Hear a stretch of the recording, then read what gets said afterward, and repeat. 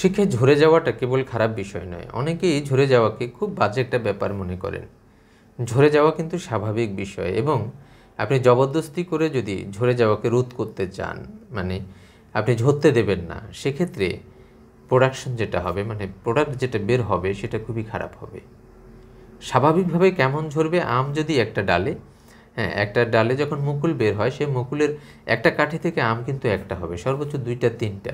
সেখানে আপনি যদি 5টা রেখে দেন, এগুলোর পুষ্টি, এগুলোর যথার্থ বর্ধন হবে না, এটা থেমে যাবে। তেমনিভাবেই প্রাথমিক, মাধ্যমিক এবং উচ্চশিক্ষায় অনেকেই ঝরে যাবে। কিন্তু আমাদের শিক্ষায় যেটা করা হয়েছে, ঝরে যাওয়া রোধ করার নামে, রোধ তো করা হচ্ছে না, রোধ করার নামে জবরদস্তি করে নানাভাবে, নানা কৌশলে, অনিয়মের মাধ্যমে শিক্ষার্থীদের ধরে রাখা হয়। ফলে কি হয়? দেখা যাচ্ছে একজন স্টুডেন্ট যখন 5 পর্যন্ত গেল অথবা 8 পর্যন্ত গেল, প্রস্তাবিত যেটা 8ম শ্রেণী পর্যন্ত প্রাথমিক, হ্যাঁ, আর আমাদের আগে ছিল 5ম শ্রেণী। তো 5ম অথবা 8ম শ্রেণীতে গিয়ে যেই ছেলেটার আর সামনে যাওয়ার অ্যাবিলিটি নেই, তাকেও জবরদস্তি করে ধরে রাখা হয়েছে।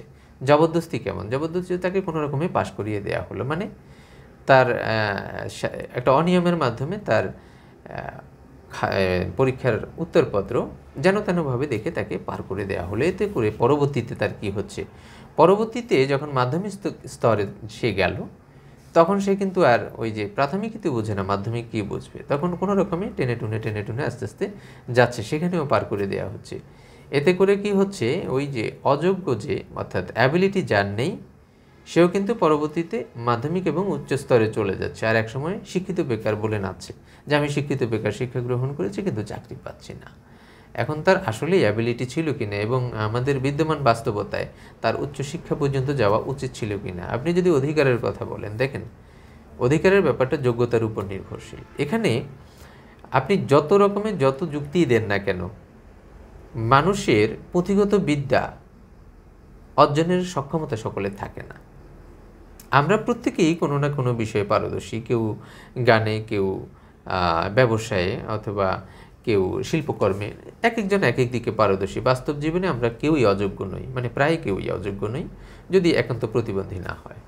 কিন্তু সবাইকে যে পুঁথিগত বিদ্যায় পারদর্শী হতে হবে, সবাই ব্যাকরণ জানবে, সবাই গ্রামার জানবে, সবাই ম্যাথ জানবে, ম্যাথ মানে জেনারেল ম্যাথ বলে এখন যেটা চালানো হয়, এটা তো স্পেশাল ম্যাথ, এটা জেনারেল ম্যাথ নয়।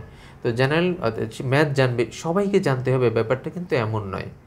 প্রত্যেকেই তার জীবনে কোনো না কোনো রকমে তার সফলতা দেখাবে, তার ভেতরে যেটা আছে সেটা প্রকাশ করবে। এখন পুঁথিগত বিদ্যার মাধ্যমে প্রকাশ করতে হবে, শিক্ষা সনদ অর্জনের মাধ্যমে প্রকাশ করতে হবে, এই ব্যাপারটা ভুল। আমরা যেটা মনে করি, আমরা মনে করি কি শিক্ষার্থী চাইলেই পারবে, চেষ্টা করলে পারবে, পরিশ্রম করলে পারবে। না, চাইলেই সব কিছু পারে না। সবাইকে আল্লাহ লম্বা করে পাঠাননি, আবার সবাই খাটোও না। কেউ মোটা, কেউ শুকনো, কেউ লম্বা, আবার কেউ খাটো, কেউ ফর্সা, কেউ কালো। আল্লাহ প্রত্যেক মানুষকেই নানা রকমের সৃষ্টি করেছেন। তো আল্লাহ রূপের দিক থেকে সবাইকে সমান করেননি, স্বাস্থ্যের দিক থেকে সমান করেননি, উচ্চতার দিক থেকে সমান করেননি। আল্লাহ কেবল মেধার দিক থেকে সবাইকে সমান করেছেন। এটা ডাহা ভুল কথা। অনেকেই বলেন যে সবাইকে আল্লাহ সমান মেধা দিয়েছেন, না, এটা সঠিক না। আল্লাহ সবাইকে সমান মেধা দেননি। এ আবার যুক্তি দিয়ে আবার অনেকেই বলেন, দেখেন মানুষের মগজের পরিমাণ কিন্তু সমান। জি না, এটাও সমান না। আবার মানুষের মস্তিষ্কের সকল সেল কিন্তু সমানভাবে সক্রিয় থাকে না, এক একজনের এক এক দিকে সক্রিয় থাকে। এই ব্যাপারগুলো বৈজ্ঞানিক। আমরা চাইলেই জবরদস্তি করে বলতে পারি না সবার মেধার সমান।